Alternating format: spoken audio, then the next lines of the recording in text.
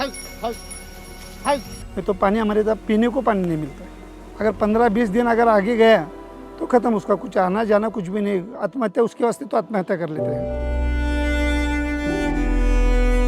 पहले फसल हम हर उड़द मूंग हर चना लेते थे, मगर बारिश ज़्यादा होने से वो नहीं आ रहा है।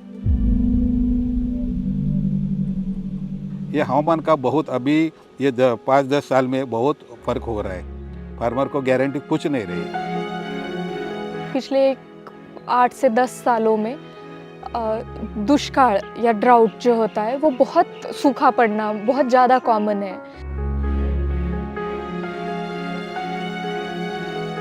कंपाउंड इफेक्ट है, एक तो क्लाइमेट का और इंटेंस रेन का, उसके साथ ही human interference specially in terms of rock quarries. अब ये 2-3 साल ही ऐसा शुरू हुआ है, 3 साल हुआ है, कुछ ना कुछ ऐसा मौसम का हवामान का क्लाइमेट या ऐसा चेंज होता है। अभी 15 दिन हो गया इधर गर्मी बढ़ गई। इतनी गर्मी पहले नहीं होती थी। नहीं, अभी ज़्यादा हो गई। अभी इस वक्त जो क्लाइमेट चेंज होता है उससे भी बहुत सारा असर पड़ता है। यानी जहाँ पर बारिश नहीं बरसती तो उस मौके पर भी बारिश बरसती है और फिर समंदर भी थोड़ा रफ हो जाता है।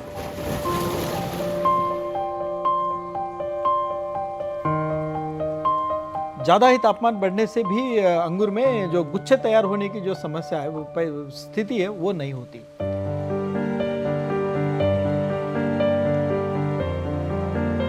ये ऐसा कभी नहीं हुआ कि मेन खरीफ क्रॉप या मुख्य खरीफ क्रॉप 80% क्रॉप महाराष्ट्र का, नॉर्थ कर्नाटका का वाइप आउट हो गया। किसान जो हमारा है वो चौतरफा हमले झेल रहा होगा। वो हमले झेल रहा होगा पानी के संकट की वजह से, बाढ़ के संकट की वजह से, ओलावृष्टि की वजह से, लंबे सूखे की वजह से और टिड्डियों के हमले की वजह से। कोरोना जब चीन के वुहान शहर में तबाही मचा रहा था, हमारे जैसे लाखों लोगों ने सोचा वो शायद भारत कभी आ ही नहीं पाएगा, लेकिन वहाँ से कोरोना भारत आया और लाखों लोगों की जान चली गई। सिर्फ शहरों ही नहीं, गाँवों में भी लोगों ने अपनों को खोया। ये बिल्कुल वैसा ही था जैसा कभी हम क्लाइमेट चेंज को लेकर सोचते थे। जब मैं 4th या 5वीं में पढ़ता था तो हमको कक्षा में बताया जाता था कि धरती के ऊपर ओजोन परत नाम की एक छतरी है जो सूरज की हानिकारक किरणों से हमको बचाती है। लेकिन इस छतरी में कुछ छेद हो गए हैं क्योंकि धरती से कई तरह की जहरीली गैसें निकल रही हैं, हानिकारक गैसें निकल रही हैं। अगर ये छेद बढ़ते गए तो दुनिया में गर्मी बढ़ जाएगी, कई मुसीबतें आ जाएंगी। उस समय भी हमको लगता था कि कहाँ सूरज कहाँ धरती, और अगर ये इस तरह की कोई मुसीबत आती भी है तो भारत नहीं आ पाएगी, अगर आई भी तो सदियां लग जाएंगी ऐसा होने में। लेकिन ऐसा नहीं हुआ।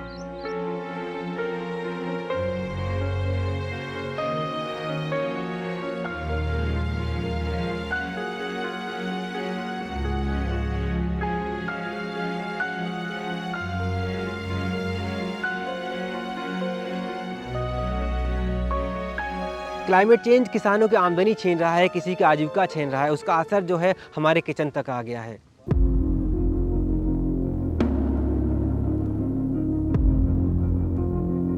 न्यूज़ पोर्टली की जो सीरीज है मौसम बेमौसम, इसमें मैंने कोशिश की है कि देश के अलग अलग राज्यों की, अलग अलग इलाकों के जो मौसमी बदलाव की जो कहानियां हैं उनको आप तक लाया जाए। इस सीरीज के जो पहला पार्ट है वो महाराष्ट्र पे आधारित है। किस तरह से महाराष्ट्र में जो एक प्रगतिशील राज्य है, जो एक किसान खेती के मामले में जो एक बेहतरीन राज्य है, वहाँ पे कैसे मौसम ने कहर ढाया है, कैसे किसानों के लिए वो मुसीबत बना है, कैसे वो उनकी फसलें, उनकी आमदनी और उनकी जो आजीविका छीन रहा है। 65 साल के शिवानंद धनाश्री महाराष्ट्र में लातूर जिले के उस्तरी गांव में रहते हैं। लातूर मराठवाड़ा का वो जिला है जो सूखे के चलते किसानों की आत्महत्या के लिए कुख्यात रहा है। लेकिन पिछले कुछ वर्षों से अनियमित या बेमौसम बारिश, अतिवृष्टि, बाढ़ और ओलावृष्टि यहां के किसानों की सबसे बड़ी मुसीबत है। शिवानंद कुछ साल पहले तक बड़े पैमाने पर अरहर और ज्वार उगाया करते थे। अब उन्होंने अरहर की खेती बंद कर दी है क्योंकि बार बार की ज्यादा बारिश से फसल चौपट हो जाती थी। अब वो सोयाबीन की खेती करते हैं। हालांकि मुश्किलें उसमें भी उनका साथ नहीं छोड़ रही। खेती में लाए इस बदलाव की वजह वो क्लाइमेट चेंज को मानते हैं। 1969 में हम गेहूँ, बाजरा, ज्वार, अरहर, चना, मूंग, उड़द, ये फसल हम लेते थे। मगर अब दिक्कत क्या आ रही है, बरसात की वजह से पानी कभी ज़्यादा होता है, पानी कभी कम होता है, तो वो फसलें सब बंद करके अब हम सोयाबीन की तरफ टर्न हो गए। और ये जो समस्या है, ये एनवायरनमेंट की वजह से हम फसलों को बदल रहे हैं। यानी कि कभी पानी ज़्यादा होता है, कभी कम पड़ता है। तो ये जो दिक्कत आ रही है किसानों को, ये बहुत तकलीफ की बात है। आम के बाग में परेशान घूम रहे गोरख विश्वनाथ पाटिल अपने इलाके के गिने चुने किसानों में से एक हैं, जिनके पास बाग है। वो परेशान इसलिए हैं क्योंकि लाखों रुपए की लागत और कड़ी मेहनत से उगे पेड़ों में ज्यादातर आम कच्चे ही झड़े जा रहे हैं। उनके इलाके में भी खेती पूरी तरह मॉनसून पर निर्भर है। पानी समय पर बरसा तो खेती होगी, वरना किसान पूरे साल के लिए खाली हाथ हो जाते हैं। गोरख पाटिल सवाल करते हैं, जब पीने का पानी नहीं तो खेती क्या होगी? बाग बोले तो पानी अगर अच्छा रह गया, सीजन अगर ये हो गया तो पानी रहता है। ये तो पानी हमारे इधर पीने को पानी नहीं मिलता है, मेन बोले तो। और फसल ही चाहिए कहती है हमारे तुअर और सोयाबीन होता है, वो भी पानी अगर अच्छा रह गया, बारिश तो आती है। अगर 15-20 दिन अगर आगे गया तो ख़त्म, उसका कुछ आना जाना कुछ भी नहीं। आत्महत्या उसके वास्ते तो आत्महत्या कर लेते हैं। अब हमारे भगवान के ऊपर जीवन है, पानी गिरा है तो पिक ये होता है, नहीं गिरा है तो अपन फिर ब्याजी पेटी निकालना और वो डालना, नहीं पिक गए तो खत्म। वो साहूकार तो बैठने नहीं देते अपने को। कर्नाटक बॉर्डर के इस इलाके के दर्जनों किसान और संवेदनशील लोग बेरहम मौसम की मार की कहानियां सुनाते हैं। पानी का तकलीफ है ना इधर महाराष्ट्र में, पानी ज़्यादा भी होता है, कब कम होता है। हाँ, और ये धुई का वातावरण है कि इधर सब धूल की आंधी। हाँ, आंधी। हाँ, गिरती है इधर। पहले ऐसा नहीं होता था। नहीं ऐसा नहीं था पहले। करावती पाटील ती बाई ती सीता हमसे माळावर आहे आणि तो पानी नहीं है। अभी ये वातावरण है खराब, ऊपर से वातावरण से खराब है। वो आम गिर के जा रहा है, उसको क्या वो डेट खराब हो रहा है, उसको धूप लग रही है डेट को, वो धूप लग के वो गिर के जा रहा है आम। यहाँ पर क्या है, बारिश काफ़ी अनइवन बारिश होती है। तो जब भी बीज बोया जाता है तो बीज बोने के बाद में पता नहीं होता कि आज बारिश होगी या नहीं होगी। तो जनरली क्या होता है कि 7 या 10 जून के आसपास बारिश होगी, इस हिसाब से बीज बोते हैं कि पहली बारिश के बाद में। तो कभी कभी क्या होता है, कभी कभी आजकल तो काफ़ी कॉमन हो गया, तो दूसरी बारिश नहीं होती। दूसरी बार तो पहली बारिश और दूसरी बारिश के बीच में वो सीड चला जाता है, वो बीज उगता ही नहीं है। तो फार्मर को जो है वापस से बीज बोना पड़ता है। तो उसमें जो खर्चा है कि 2-2 बार बीज खरीदो, बीज बो, और मजदूरी होगी, सारा हो गया, और टाइम, ये सारी चीज़ों में काफ़ी टाइम वेस्ट हो जाता है और पैसा भी वेस्ट हो जाता है। तो इससे लोगों ने क्या किया है, ये काफ़ी कॉमन चीज़ है। मतलब आप अगर 10 लोगों को पूछोगे तो 10 में से 7-8 तो तुमको बोलेंगे कि हाँ, हमने इस बार डबल पेरनी कर ली, 2 बार हो गया, 3 बार हो गया, कई बार। तो एक बार में अगर एक बार सीड बोया तो उसके बाद में वो उगेगा, इसका चांसेस हार्डली 1 से 2% है। तो इसके वजह से कुछ अभी government of Maharashtra, forest department, ये लोग भी पुश कर रहे हैं एग्रो फॉरेस्ट्री वगैरह के लिए कि तुम फल के पेड़ लगाओ, कि एक बार तुम लगा दोगे तो उसके बाद में तुमको रिकरिंग बेनिफिट आते रहेगा उससे। पर उससे क्या हो रहा है, अभी अब आपने जो आम के खेत वगैरह देखे तो उससे वो बारिश तक अच्छा है, उसके बाद में दिवाली तक अच्छा है, पर जो मेन आम का जो सीज़न है समर, उसमें उसको पानी नहीं मिल रहा है, या फिर जो ज़्यादा धूप लग रही है तो ज़्यादा धूप से वो जो आम है उस पर दाग पड़ जाता है। सूखा, बेमौसम भारी बारिश तो कभी ओले और कभी तूफान से फसलें गंवाने वालों में सिर्फ मराठवाड़ा के किसान ही नहीं है। महाराष्ट्र के हर कोने में प्राकृतिक आपदाओं, स्ट्रीम वेदर इवेंट के सताए लाखों किसान हैं। लातूर से लगभग 500 किलोमीटर दूर कोस्टल एरिया कोंकण अपनी खूबसूरती, अल्फांसो आम, काजू और सुंदर समुद्र के तटों के लिए जाना जाता है।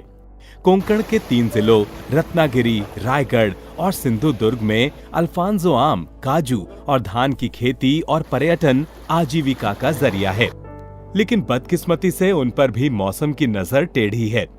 सिंधुदुर्ग जिले के आम उत्पादक रघुवीर चौगुले हों या काजू और कटहल की खेती करने वाले बुजुर्ग हरीश चंद्र देसाई या उनके जैसे कई और किसान, सब एक बात कहते हैं, पिछले कुछ वर्षों में मौसम में न जाने ऐसा क्या हो गया है, खेती बागवानी की मुश्किलें बढ़ गई हैं।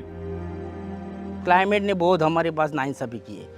नाइंसाफी बोले तो ऐसा है कि जो एक अभी आज के दिन 4,500 रुपया 5 डजन के एक पेटी का भाव है, फिर भी वो इतना आम पकता ही नहीं। कर्नाटक में 1 हेक्टर में 12 टन आता है और सिंधुदुर्ग में अभी इस साल का जो है तो 2 टन ही है सिर्फ 1 हेक्टर में। इतना कम आया, क्यों आया? तो उससे हिसाब है क्लाइमेट, और क्लाइमेट से बहुत नुकसानी होती है। पहली नुकसान ये होता है कि क्लाइमेट बदलने के बाद यानी भौतिक रचना बदलने के बाद क्या होता है कि आम गिरने का गिरावट ज़्यादा होती है। दूसरी बात यह है उसमें वो कीड़ा लगने को चालू होता है। तीसरी बात यह है कि आम बढ़ता नहीं। चौथी बात यह है कि आम जल्दी तैयार होता नहीं। बहुत अड़चने, बहुत दिक्कत है। निसर्ग के खिलाफ अब बुरा बर्ताव करोगे तो निसर्ग भी करेगा ना। यही कारण अभी निसर्ग ने जल्दी बारिश, यानी बारिश का मौसम 4 महीने का है, अभी मुझे पूरा बरस भर बारिश आ रहा है। ठंडी के मौसम में ज़्यादा ठंडी गिरी नहीं, गिरी तो लेट गिरी। लेट गिरने के बाद तो बहुत मोर आया, फिर भी वो उसका मेल फ्लोरिंग ज़्यादा आया। उसके बाद गिरावट चालू हुई, बहुत आम गिर गया। इतना आम गिर गया कि सिर्फ 10% भी बचा है। मोर आने को जब भी शुरुआत हुआ तो पूरा बारिश हुआ, बारिश से पूरा मोर खराब किया, सड़ गया मोर। फिर बड़ा बड़ा आम भी गिर गया, उस पर डाक गिर गया बारिश की वजह से, फंगीसाइड बोलता है वो फंगीसाइड हुआ, बड़ा बड़ा आम सब गिर गया। ऐसी परिस्थिति इधर हुआ है।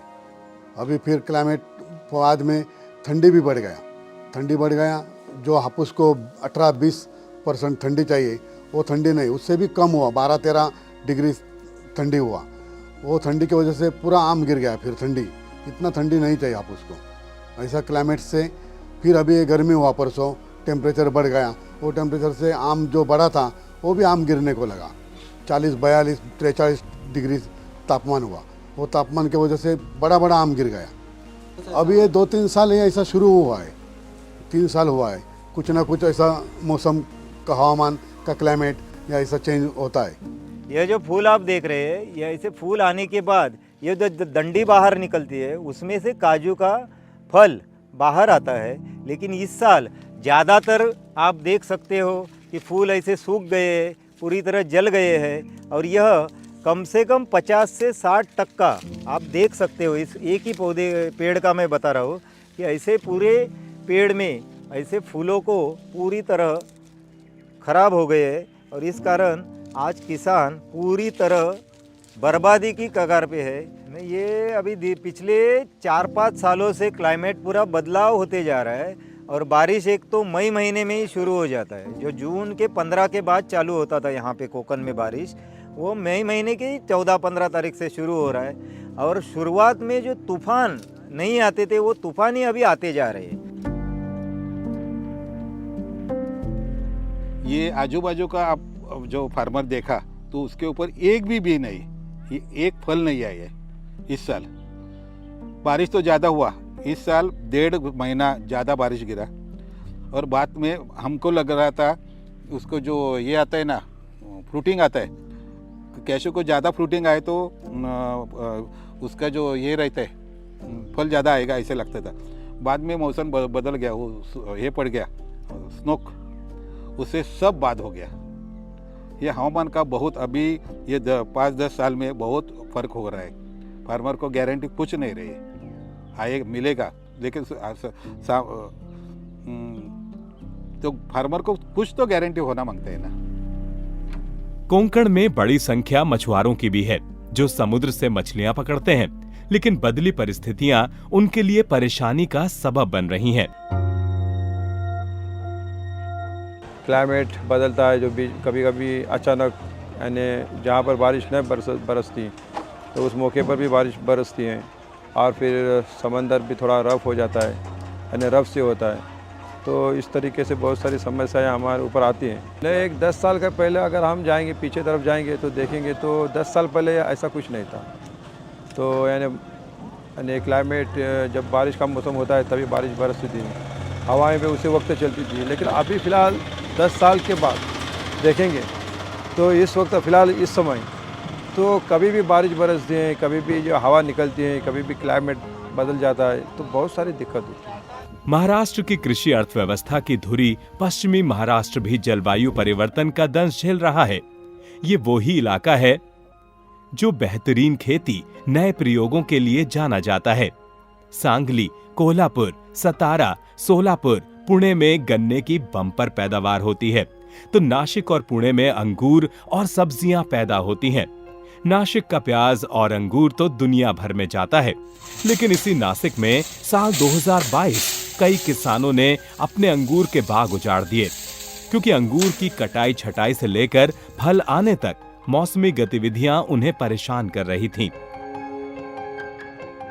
कभी तापमान बढ़ जाता है, ज़्यादा ही तापमान बढ़ने से भी अंगूर में जो गुच्छे तैयार होने की जो समस्या है, वो स्थिति है, वो नहीं होती, गुच्छे तैयार नहीं होते।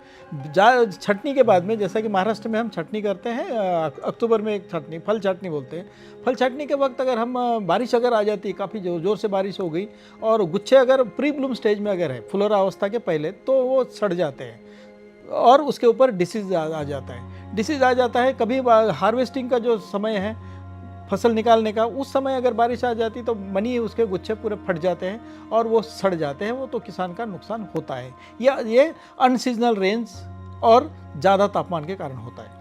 ये गए 3-4 साल से हम देख रहे हैं कि कभी अनसीजनल रेंज का सामना किसान को बहुत बार करना पड़ता है फसल निकलते वक्त। और जब तापमान कहीं बढ़ जाता है तो उसमें पानी नहीं होता है, पानी की किल्लत होती है। उस समय में भी और ऐसी चीज़ें होती है कि वहाँ पर ग्रोथ नहीं होती। ग्रोथ अगर टहनी की अगर ग्रोथ नहीं हुई, बढ़ा नहीं, तो उससे क्या करेगा, उससे कुछ मिलेगा नहीं उससे। तो ये भी सारी समस्याएं वहाँ पर, कभी पानी के कारण, कभी ज़्यादा पानी के कारण, तो कभी कम पानी के कारण। 4-5 साल से तो ये भी किसान 3 से 4 साल से तो देख ही रहा है वो।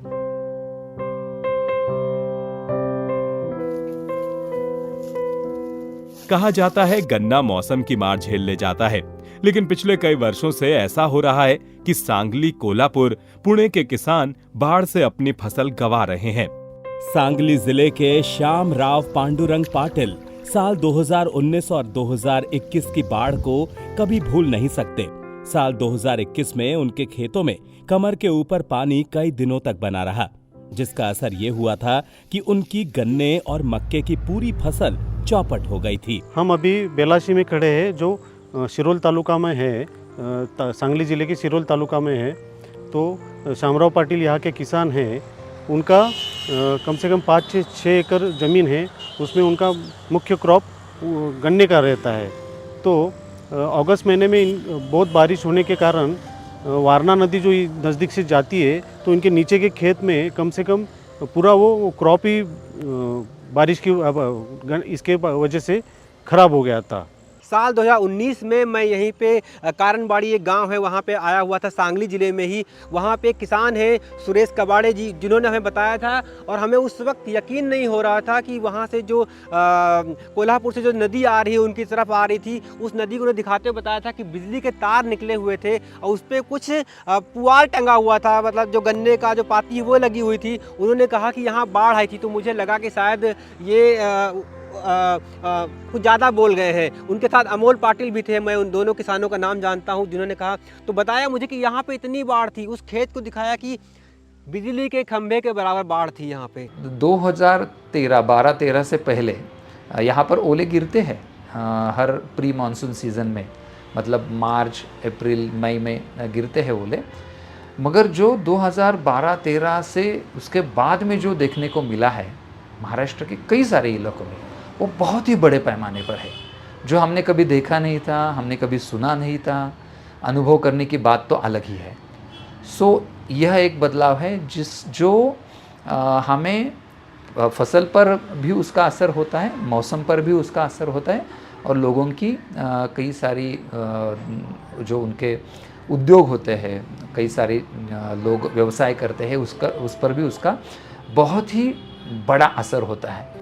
महाराष्ट्र में जलवायु परिवर्तन के प्रतिकूल प्रभावों का असर कई साल पहले से नजर आने लगा था।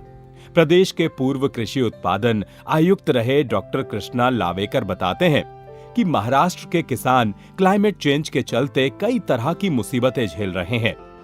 महाराष्ट्र के फार्मर जो फेस कर रहे हैं आज, जो मुकाबला कर रहे हैं, उससे मुकाबला एक्सट्रीम रेनफॉल का है, एक्सट्रीम विंटर का है और एक्सट्रीम हीट का भी है। पूना रीजन जो है यहाँ पे ज़्यादा करके पूना या कोल्हापुर या वेस्टर्न महाराष्ट्र का जो एरिया है, वो वेस्टर्न महाराष्ट्र में शुगर केन का क्रॉप ज़्यादा है।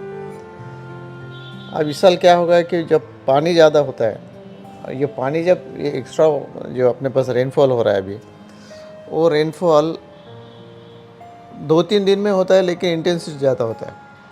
तो उससे क्या होता है, जो ऑपरेशंस उनको करने के, वो ऑपरेशन करने को टाइम नहीं मिलता, इसलिए उसका परिणाम उसके ऊपर होता है। तो शुगर केन की पे फर्क पड़ता है। मौसम और पर्यावरण में दीर्घकालीन बदलाव को आसान भाषा में क्लाइमेट चेंज यानी जलवायु परिवर्तन कहा जाता है, जिसकी मार दुनिया के हर कोने के किसान झेल रहे हैं। लेकिन भारत के किसानों की मुश्किलें कुछ ज्यादा ही हैं। यहाँ ये जान लीजिए कि ये जलवायु परिवर्तन होता कैसे है। जीवाश्म ईंधन यानी पेट्रोल, डीजल, कोयला और दूसरी प्राकृतिक गैसों के अंधाधुंध जलाए जाने से पैदा हुई कार्बन डाइऑक्साइड और मीथेन जैसी ग्रीन हाउस गैसों से पृथ्वी का तापमान बढ़ गया है। इसके अलावा पेड़ पौधों की अंधाधुंध कटाई, पहाड़ों और नदियों का खनन, कंक्रीट के बढ़ते जंगलों ने क्लाइमेट चेंज की आग में घी का काम किया है। जैसे जैसे विकास के नाम पर पहाड़ काटे जा रहे हैं, सरपट गाड़ियां दौड़ाने के लिए सुरंगें निकाली जा रही हैं, नदियां पाटी जा रही हैं, पर्यावरण संबंधी जोखिम वाली घटनाएं बढ़ गई हैं। सरकारें इन समस्याओं से निपटने को उतनी तत्पर नजर नहीं आती। पश्चिमी घाट पर लंबा अध्ययन करने वाले विश्व प्रसिद्ध वैज्ञानिक, इकोलॉजी विशेषज्ञ और प्रोफेसर माधव गाडगिल लंबे समय से ऐसे खतरों से सरकारों को चेताते आ रहे हैं। पहाड़ में जो रास्ते बनाए और उसके रास्तों के लिए जो रॉक क्वारीज या मराठी में हम पत्थर की खुदान करके खुदाने होती है ना, और उससे बहुत बुरा परिणाम हो रहा है। और उससे जो पानी के स्रोत है उन पे बुरा परिणाम हुआ है।